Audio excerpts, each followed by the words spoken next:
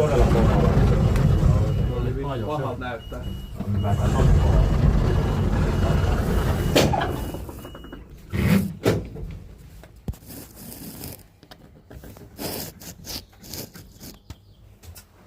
Tää on herätä luottamusta tää veni.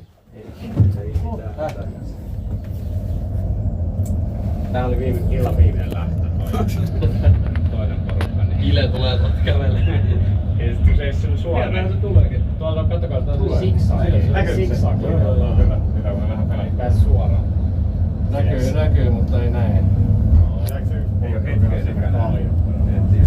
Olen näkemistä. Tosiaan me luvattiin, että sota-aikeus käydään tänne ja vankilaan joutuu sitten ne, ketkä ampuu väärässä kohtaa. Onko tää semmonen, että täällä on verta näin?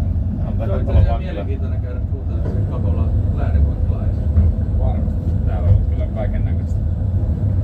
Mitä se oli 90-luvulla asti ne pasvaämpäri? Ei Läänen vankilassa ollut pahoja. Ai ei ollut? Ei, vaan se oli sitten tää toinen tää Kapola. Niin aivan. Tässähän on kaksi.